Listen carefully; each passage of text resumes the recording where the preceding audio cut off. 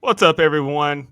Dustin, Nico, and Mike here. We have all had the pleasure, question mark, of seeing M. Night Shyamalan's newest movie, Trap. We went and watched it. I saw it first. Then Mike and Nico watched it today, so you're getting some fresh thoughts about the latest entry in his catalog. I'm just going to kick us off with some general thoughts. To me, M. Night has lost his fastball. He's known for the twist, and the last two movies have been a miss in the twist department. Knock at the Cabin didn't really even have one, and this one had its major twist spoiled in the trailers. Like we know it's him the whole time, and there was no other twist that made up for it. Like it's not a terrible movie to me. It has its merit, but I just didn't love it. It's a very mid movie to me personally. So, what do you guys think? Just initial thoughts, Nico? Nah, Mike saw it second. He goes second. Oh Okay. yeah, yeah, Um, I said, last night on our Instagram story. Uh, actually, let me back up. Because I'm cheap, this is the first instant reaction I've been on in like 3 years, man. I'm very excited. I think Halloween Ends was the last one I was on, so this is good stuff right here. It Uh, might be actually. yeah, I'm like 99% sure it is. So it's been at least 2 years. Very excited. I glad I got to go see it. All right. So I said last night exactly what my thoughts are, but I have a little more to elaborate on.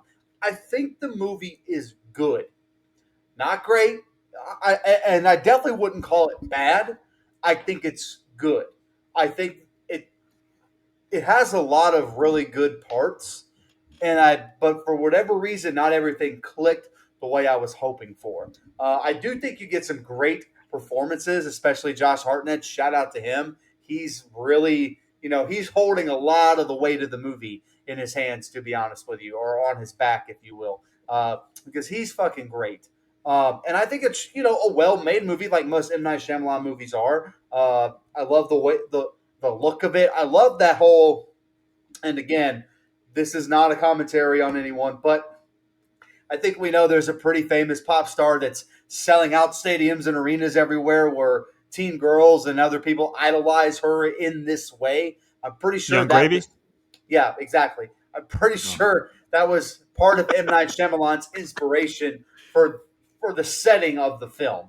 And I think M. Night's daughter, whose name is slipping me, also does a good Salika. job. Yeah, Salika. I think she does a good job especially when she's performing. The acting, it's a little interesting. I thought she She was was fine. good. Yeah, she was fine. She played her role well. All in all, like you said, Dustin, M Night kind of has written himself into a corner over the last 30-ish years with being the guy that writes a movie with a twist in it. Well, Knock at the Cabin and Old even, and then this one, not really a lot of twists going on. So I still think people are kind of expecting that big twist, which we get, but we already knew going in. So there's a lot of mixed feelings there. I think it's good. I was really hoping it was going to take another step to another level, and it just never did. But it was good Yep. for me. All right, Dustin, you guessed it. I had fun with the movie. I'm Oh, not it's gonna a lie, I fun had a good movie. time. Hey, it's a fun I movie. had I had a good time Oh with it. yeah, No, it's a fun I, movie. yeah. No, I had. Yeah, I liked it. yeah. Yeah. Like I would like say I I was like it. pleasant. Yeah. I was pleasantly surprised, to be Okay. honest with you. And All right. I had planned in my mind like I'm going third tonight because I'm gonna leave it up in the air, I'm gonna pull a I shining knew on it. him. I dug it. I had fun with it. I thought I knew Josh it. Hartnett was great. Yes. He was the awkward dad, and I thought one of my favorite aspects of it was me and Mike are in a true crime, so a lot of these like serial killers, Yeah. whenever they think they're getting caught, they want to go out without their kids knowing. And I thought that was a great touch by M Yes. Night. I know we're going to do our positives and negatives, so I'm just going to stop here. But I was pleasantly surprised, and this might be blasphemous to some, but when I left the theater tonight or today, I felt a lot better in my gut than I did when I left Long Legs, and I'll just leave it at that. Oh, I mean that's fair. That's I think. So I'll say I'll get us kicked off with the pros here. First of all, I think the premise is great. Mhm. So great to the point to where when I went and saw Longlegs, they showed a trailer for this movie before Longlegs started, and I got uneasy. I don't know what it was, but something in the theater that night, the vibe was off, and I was really looking over my shoulder a lot. Like I thought we might have a Aurora, Colorado theater situation on it. Like I don't, something in my gut just told me that could happen. And so the trailer, I didn't know how it was going to play out. They just know that, they set this trap for him. So I thought maybe he was planning on killing a lot of people at this concert or something. And so I thought the premise is great there. Some other pros for me, like it's not all bad. I do have 4 pros here. Josh Hartnett was great. I said, what was the movie we reviewed that Josh Hartnett was in a long time ago? He was in The Faculty and Halloween H2O. Halloween H2O.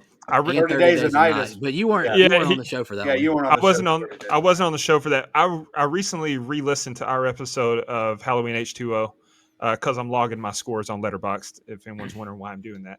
And I want to know what I said about it because I can't remember. I said that admittedly I'm not a big Josh Hartnett fan. I think he's okay. I think he's not a bad actor, but it's just he doesn't really crank my tractor. But in this movie, he was great. He really nailed the nerdy dad who's, trying to be cool but just comes across as corny, and he acted his ass off in every scene. So the trailer, I kind of wish the trailer didn't give that part away, but I do like that we had that natural tension built in because we did know. So, him looking at the cops a lot, if they didn't give it away in the trailer, we would notice him looking at the cops, but we probably wouldn't think nothing of it because I would notice, holy shit, this is a lot of cops. I'd be looking around like, what the hell's going on? Yeah, so I kind of appreciated the fact that they showed us in the trailer because it built that tension in, and it was stressful as fuck trying to figure out how he's going to get out of this place alive. Kid Cudi giving Josh Hartnett the fuck me eyes was hilarious. I laughed out loud. Same. Holy shit, that was funny, dude. bro was zesty as hell. Yeah, respectfully. He was Jalen Ramsey. What you think, zesty? You tell me. I think Salika Shyamalan played her role well. Like she was very believable as a pop star. Definitely. And she did a great job showing real emotion and terror in the back end of the movie when it was necessary. And, what I mean by she did a great job playing a pop star, like pop stars, when they meet with fans, they're trying to act. And they're sometimes you could tell like this isn't who they really are. Yeah. Maybe she's just not a good actor. I don't know. I'm not knocking her if she's not, but maybe she's not. And it worked. Or maybe she's so good of an actor that's how she came across intentionally. Either way, she really worked in that role for me. And then the last positive that I have, and I'll let you guys go. There are some really good shots in this movie. When the SWAT was surrounding the house and we could see them in reflections and through the windows, and he's just all calm, sweeping up and tidying up the place. Some really good shots there. And then the reflection in the tea kettle at the end, that was a great shot because it's so tense. Like I expected Josh Hartnett to walk into the room where we're going to see him behind her in the tea kettle. And we didn't get that. And it worked because he was there. But, and I guess we should say, spoiler alert, turn this off if you haven't watched it. Well, we'll label too late. Spoilers. Yeah, we will. But I think there's some great cinematography in the movie as well. So, Mike, what about some pros for you? Yeah, I probably should have saved my pros instead of putting them in my opening monologue. But I'll go over them. There's another one I didn't mention. First it's okay. You're rusty, brother. You haven't done one of these in a while. I haven't done one in a while. I will say my biggest pro is like you, and that's Josh Hartnett. I think he delivers an amazing performance. Maybe my favorite from him ever that I can think of. And like you said, he not only what? Even over Pearl Harbor. Maybe not the movie. I like Pearl Harbor the movie better, I think. But I'm with you. I think his acting job here is better. I think he does a great job, like you said, playing that nervous, awkward dad, that nerdy guy that's just seen dancing, but also a good dad. That's the thing. I love the way his character is written because, I'm not going to sit here and argue that he's a bad father in this role. Like he bought his daughter this ticket, the dueling characters, which we see a lot, Nico, in these true crime stories where, by all accounts, BTK was a great father and he was also a serial murderer and rapist. So the two things can exist, unfortunately. And I think they play that, I think he plays that role really, really well. He's perfectly cast. Um, I Another pro for me is almost everything that takes place in the arena. Like I really think that they did a great job of capturing great tension, even though we know the twist, which I think is a bonus pro. I think going into this movie knowing he's the killer the whole time is a pro, a big one, because like I mentioned, M Night's known for writing a twist, and you're in some of his old movies, you're almost just wanting to get to the end to see the twist. Not with this. He's like, fuck it, I'm gonna put the twist in the trailer so you know going in exactly what's going on. And I actually think it works for the movie somewhat. Okay, I think it works for the movie overall as a pro. Honestly, the comedic relief with the security guard whose name is slipping me because I didn't write it down, I think is really funny. Or the guy, not security guard, the guy that does the merchandise. T-shirt Yeah, vendor. yeah, Well, I yeah. think was his name Jamie? I don't. It was something. I Was can't it It remember. is Wyatt? Jamie. It is Jamie- Jamie. Jamie, yeah. His interaction, or his and Hartnett's interactions are fucking great because Hartnett's playing this goofy, like, oh my god, I love my kid, dad, and oh dude, I love their interactions. I think it's great. Did y'all see and the post credit thing or like the? Yes, I was Okay. gonna wait. Hell no. I was the first one out of the theater. Hell no. Oh, buddy, you missed the post credit. Then that was really good. All right. And again, another pro for me is how true to life I think. Just watching a lot of true crime stuff, the investigative work is, the profiler is. Like, there's some really good stuff here as far as the script, the writing. I think some of it's really tight, and then some of it's some pretty big coincidences I'm willing to forgive for the fun of the film. But yeah, man, I think, I hate to, piggyback off of Dustin again, but I think some of the shots that M. Night gets in this movie, some of the best he's done in a long time. I think it's a beautifully made movie, if a movie with this kind of story can be. All right, yeah. Broken record here. Favorite thing of the movie, obviously, is Josh Hartnett. If there's anything that I've learned from doing this podcast with you guys, is the movies that I really, really like are character deep dives. Like, I really liked his character. I thought he was fantastic. And I think both of y'all have mentioned this as well. Like, the trailer like tells you what the movie is. Kind of like Abigail, you go into the movie knowing the little Yeah. girl is a vampire the Sure. whole time, but you can still have fun with it because there's still more stuff that happens that you don't see.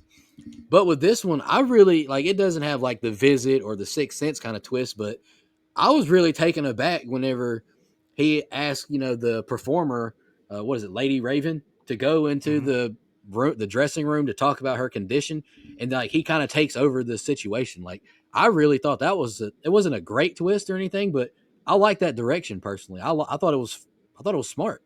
Like, I like the fact that this guy was playing offense the whole time. He wasn't on defense. Yes, I like agree. that. I like that he read the situation the whole time. Yeah, he was still awkward dad, but I like the fact that he saw like, oh, there's cops here. Let me throw this oil into the deep fryer and like create a diversion. Let me go up here. Let me get this guy's key card. Like, I thought Josh Hartnett was great. Now, I will say at the end, the bike Yeah. spoke. That was like, come on, we're getting a little ridiculous here. We'll get to the end. I thought I agree with you 100%, Mike. I thought all of the concert stuff was fun, believable. I'm pretty sure, like he said, M. Night said, like this movie is basically what Silence of the Lambs at a Taylor Swift concert. Yeah, pretty much. A lot of Silence of the Lambs talk recently, but I thought the movie was fun. Like, I think it's just a good time. Like, I think the concert stuff is believable. Like the little girls, the daughter and like her friend's drama. Like, I thought that's real believable with young girls. Like, it's realistic to me, and I have a good time with the movie. It's not perfect by any means, but if you just want to have fun, sometimes I had fun with it. All right. Well, let's get to the cons. This is where I have quite a few. And I hope that I say things that you'll be like, oh, okay, yeah, I agree with that, and I'll win you over. Big con for me. Let me tell you something, guys. Here's the thing with snacks at the theater. For me, in my 35, almost 36 years of life, when it comes to drinks and candy or snacks at the theater, it's two options. Either you buy them at the concession stand or you don't have them. This time, there was a third option for me. I stopped at the gas station on the way to the theater, got some gas, went inside and I got a Mountain Dew and I got a bag of peanut M&Ms. And I was like, you know what? I'm going to take this in the movie theater. I've never done that before. Never. Let's do it. So I did. And I got into my seat. Well, I didn't get into my seat because when I bought my ticket, I clicked the wrong row. I wasn't paying attention. I thought I got one row in front of where I was sitting. And the seat that I selected was right beside this portly young fella. And I didn't want to be sharing armrests with him, no disrespect. So I sat in the row in front of where I was supposed to sit. So here I am in my seat eating these peanut M&Ms or peanut butter M&Ms that I didn't buy at the concession stand, drinking out of a plastic bottle when everyone else drinking out of cups. And I kept looking over my shoulder like, oh shit, they're about to come. Someone's going to be like, hey, you're in my seat. And I'm going to get in trouble for having snacks in here. So that's not related to the movie, but I'll never sneak in snacks again. I will purchase from now on. I'm sorry, Regal. Anyway. Guilty conscience was whooping his ass. I chugged that Mountain Dew so motherfucking fast, boy. I was like, let me just finish this so I can't get kicked out. Buddy, I've been sneaking in for years. I'm a degenerate. I'm sorry. I know. A lot of people do it. That's fine. But anyway, back to the movie. Here's my actual cons. Too much of this story was convenient for the sake of the movie to the point that it was just downright unbelievable. The way he was able to get so many things to fall into place at the concert, like getting the code word, getting a key card, getting backstage, and then at the end, 0%, and I mean 0% chance that he would have been able to get out of that limo without anyone noticing it. And then everything else in the movie that happened was just too predictable for me. Him escaping through the tunnel in the closet, him showing back up at the house and getting inside, her poisoning him even. Like, I saw all that coming a mile away. You mentioned this, him getting the valve stem out of the bike tire. No shot. Number one, he didn't have enough time to do all that. But, you know, if that did have to happen, I will give credit. I like how the movie ended. Like, he gets the cuffs off and he's laughing, but they let us imagine how it turns out for him. I chose to go with it. Didn't matter. He's still in custody. They open the back door and he's in there free. He might, you know, get the drop on one of them, beat him up, but they detain him. So that's how it played out in my head. The redheaded mom at the concert was annoying as fuck and served no purpose. Agreed. And I mean zero, because they make it seem like the whole his daughter was being bullied by the other friends. So they made it seem like maybe that's why he went down this path, or maybe there's some kind of payoff. Nope. And speaking of no payoff, when he is backstage and he looks at Lady Raven before she goes back out for her last show, she hits her inhaler. And I feel like the movie focused on that to a point to where, like, okay, that's going to come into play. Maybe he's going to steal her inhaler and he rushes her to an ambulance. That's how he gets out. There was no fucking point in her even having an inhaler. Nico, you liked the backstage scene. I hated it. I absolutely hated it. Number one, he just volunteered to Lady Raven that he's the killer. Like, he didn't even try to get a limo ride without confessing. Lady Raven thinks that your kid has leukemia, right? Lie again. Tell her that it would mean everything to her for a limo ride home. Because Lady Raven seems to really care about her fans. She may have just done it. And then she would never know that he was the butcher. And if she says no, then show your hand. He played his hand too early there. Number two, Lady Raven could have done something when she stepped out of the dressing room. As they walk down that tunnel where they are completely surrounded by cops, all she had to do was say, he's the guy, grab him. And the cops would have grabbed him before he could get his phone out of his pocket and kill Spencer. So she didn't have to worry about that. Everyone's safe. Number three, even if the cops stopped him at the door, how would they have known it was him? Like, what info did they have that they could have caught him there without it being good enough for them to catch him at home or at the supermarket? Like, they didn't seem to have any real evidence that could link him to the crimes other than the tattoo. And the tattoo wasn't, they said it might be a rabbit or something. I think it was a goat or a sheep or something. Because if they had more evidence, then any of the 250 cops that he had direct contact with could have grabbed him earlier. Just none of that worked for me. Also, the FBI and SWAT team was just too unbelievably bad at their job. They let too much shit go unnoticed and let him get away with so much in that concert, like him, and outside the concert, like him getting out of the limo, but also him gouging the eyes of the cop at the end. They would have shot him. He wouldn't have charged him. Like, if you're tasing him and he's still aggressive, they would have fucking shot him. So I don't buy that. And then this is the last one. I'll shut up. A huge con for me. As soon as I saw that stupid long wavy black hair pop up out of the floor at the concert, I said out loud, "Holy fuck, is that Russ?" Before he even turned around, and it was. Boo! He is trash. Anyway, go ahead. Oh, all right. I don't have as many. I definitely don't have as many cons as you, but I do have some. I actually just don't mind any of those leaps in logic. They don't. They just don't bother me in that way because we're watching a movie about a killer, and it's a movie. Like not everything has to line up completely perfectly for me to just kind of suspend my disbelief and buy in. Me personally, that's my taste. It doesn't mean that you're wrong for having your taste. Um, some of the cons, the big one that bothered me in the arena, I know I said almost everything was perfect, is the redheaded mom and the storyline with daughters and everything. I felt was really flat, served no purpose. They never came back around to it. And the only thing I can even think that it wrapped up is having them yell at each other when his daughter's on stage. I guess that was the wrap up. That was a very unsatisfying payoff. I wanted to see her slap the other girl or something. Like, give me something to kind of go on there. And they didn't give me any of that except that she's a psycho, and so is the mom. I felt a lot of that was pointless to me. Yep. Some of the backstage stuff I wasn't a big fan of, but I actually really liked the scene where he kind of confronts Lady Raven. But that's a different. We're done with pros. I think everything after leaving the arena drags on a little too long for me. Like, it's good, it's not terrible, but we have too many fake outs. One too many fake outs. Like, one, maybe two is good. We get about three damn fake outs here where he gets away. And I just don't think that was necessary. Everything up until Lady Raven locks herself in the bathroom, I think is good. I think there's a way to kind of wrap things up maybe after one fake out there.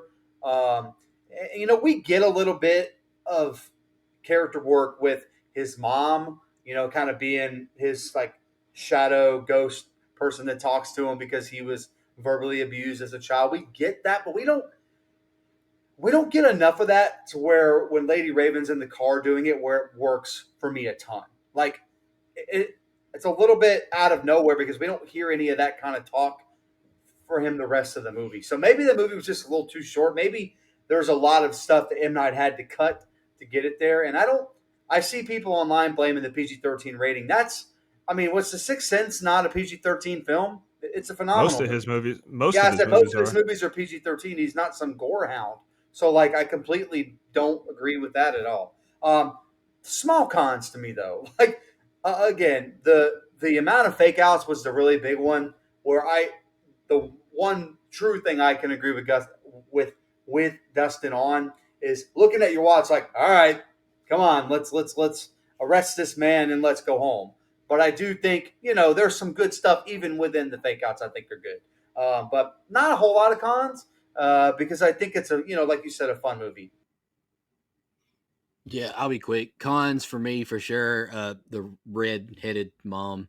She just kept popping up too much. And I do agree with you. It serves no purpose other than the fact to create the notion that the daughters are just beefing and there's drama. And then you get the parents and the daughter fighting in the scene or whatever when she's on stage. That it really was pointless.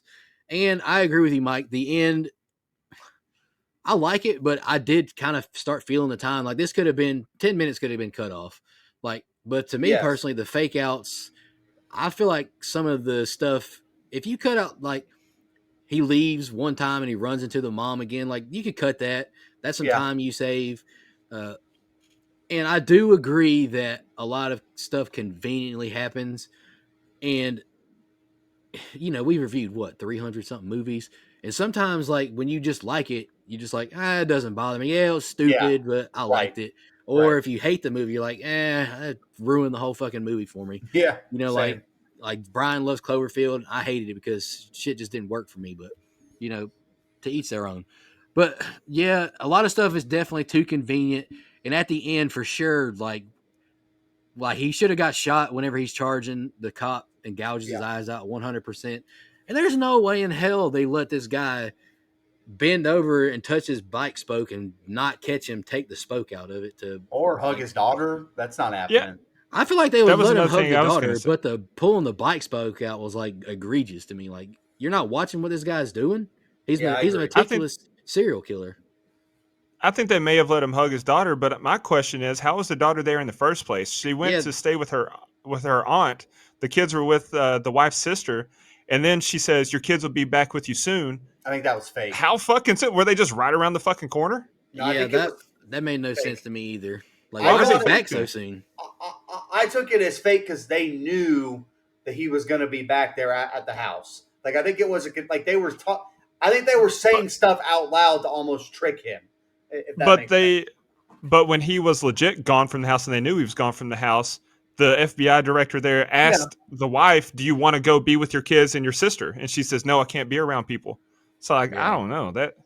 But again, answer: how did he get out of the limo? How did he change Oh, yeah. clothes No, and get out of no, the limo? I'm with you 100% No, I'm on with you on the limo. Yeah. the kid showing up like after he's arrested. Like you just said that the kids are gone, like with the Yeah. sister. Like why are they here right now? And Yeah. them getting the guy getting out, it did happen too fast, and I could definitely see why it's a qualm for sure. But I mean, he saw like the merch, the concert merch. I don't think the people only see him in SWAT gear, so they probably just Yeah. think he's just a limo driver trying to keep her safe with all the shit going down. But That's fine, but I do agree. Like, you know, how did he get out? They didn't show him getting out. He just sneaks away. Like, I get it for sure. But this might be me being really nitpicky. But what bothered me at the house was this guy has got like he's told this lady like how important his phone is to him and like how he can hit one button and kill this guy and like he's recording her like play the piano and she just snatches his shit like super easy. Like I figured he'd have like a yeah, gorilla grip on that son of a gun. You know what I'm saying? That did bother, yeah, but I got to give Hartnett credit. Like he was scary as hell, like beating on the bathroom door. But like to yeah. me, like I figured he'd have like he's Marty Hart out here with his phone. Like you got to hold it, you got to have a grip on that thing. There you go. Yeah, and I did like how he, when he realized there's a tree next to the window. I've never looked at this place in that light. Like I like that because he really did detach himself and never mixed his Definitely. two lives. That was good shit. But I mean, going back to the limo thing, I don't mean to keep harping on, but God, that really pissed me off. Even if the people that are surrounding this limo think, oh, he's just a limo driver or he's SWAT because he's in SWAT gear or whatever, when they see him get out, and then the cops are pointing guns at the driver's side window saying, get out. Yeah. He's standing right behind the crowd. You can see him standing there. Don't you think someone in the crowd would be like, this is him. This is who you're looking Yeah. like? Come on. No, for sure. And Yeah. I wanted to share this. So Big Noel, friend of the show, Big Noel, big fan, big listener. He tweeted The white guy? the big white guy, All Big right, Noel. He tweeted M. Night Shyamalan got me for the last time, and it's a clip from Breaking Bad when Jesse says he can't keep getting away with this. And then we talked about it a little bit. He said, I was excited for this one. The shit was dumb as fuck. But he said, there was plenty of scenes where I said, come the fuck on, man. When the limo was stopped and surrounded, he somehow got out of it and changed clothes. Then he tweeted a GIF, said, ain't no way, boy. And I agree. I agree. But anyway, you guys have any more pros or cons before we get into our final thoughts? No, No. when I got a tweet that I want to read, post, whatever the fuck you call it these days, as my final thought, because I really agree Okay. with what this guy's saying about M. Night personally, because I know he's a real polarizing figure, but I think this guy nails it with what he says. Okay. So I'll just share my final thoughts here. Overall, it's not terrible. Like it is, I did have fun with it. But when I'm looking at the movie and breaking it down, like, is this actually good? This is one of those cases where I enjoyed it more than what I thought the quality was. It's just not something I ever care to watch again, to be honest with you. It's a good movie for early teenage girls or boys, early teenagers to get into thrillers. I gave it 2.5 out of 5 on Letterboxd. Mike? Yeah, I mean, like I said off the top, I think it's a good movie, not a great. I think it had the potential to be one of M. Night Shyamalan's better films. In that in that tippy top tier. This is the same for me as Knock at the Cabin, where I really liked it. I think it's good, but it's not great. It feels like it's missing something. Maybe that's because we're so used to there being a twist at the end of an M. Night Shyamalan film. I got to get that out of my brain wiring, but that's kind of his fault. He's the one that kept fucking writing the things. But again, a good movie with really great acting throughout that I just think is missing a few ingredients to make it really, really stand out. But I did enjoy it. Like Nico, I had a lot of fun with it, especially when they're in the arena. And I just think it kind of petered out a little bit, but I do think it's a good movie for sure. Knee jerk reaction. What would you rate it? You can do out of 10, out of 5, whichever. About a 7, about 6.5, 7. Okay. I'll do mine after I read this. This guy named I'm Patrick T posted, Trap is proof. This is a pretty long tweet, so just bear with me. Trap is proof that one of M. Night's best instincts as a writer and director is that he never lets realism get in the way of entertainment. He might be our best, in quotations, because it's a movie filmmaker working today. M. Night creates his own worlds with unique rules and logic, and the characters inhabiting them aren't trying to be people from our world. Some find that frustrating, and it doesn't always work. But if you can lock into his intention, it can be a hell of a good time. How does the kid see dead people? Because it's a movie. How has nobody ever exposed the village? That's fair. Because it's a movie. Why are they talking like that? Because it's a movie. Stylized dialogue isn't lazy or bad. It's a choice. A choice that can be made because it's a movie, and Shyamalan sure as hell knows how to make one.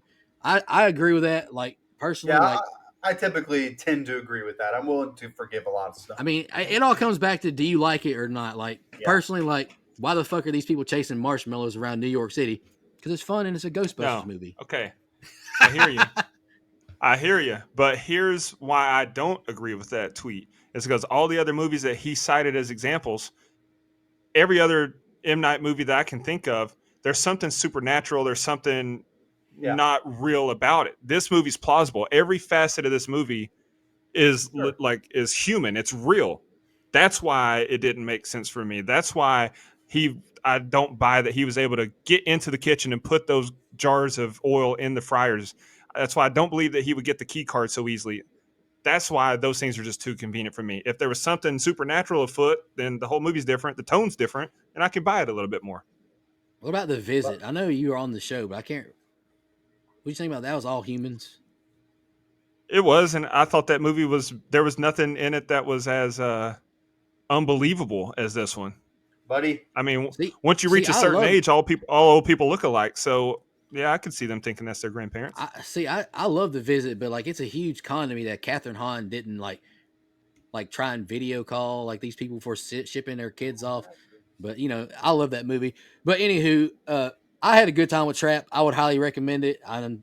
To your disdain, Dustin, I'm going to put it on my list to pick down the road. It's not going to be like Mike picking the September movie that came out in August, but just fucking with you, brother. But it's going to be on my list to pick just because I really, really enjoyed Josh Hartnett's performance. I thought it was great. And shout out to Josh Hartnett. He kind of disappeared for a long time. I heard in an interview why, like he had stalkers and he just didn't want that Hollywood life, and it got to him. But I thought he was great in Oppenheimer. I thought he was great in this, and I'm excited for more Josh Hartnett. And I know, even though you're not a huge fan of the movie, Dustin, one thing you can appreciate: original content.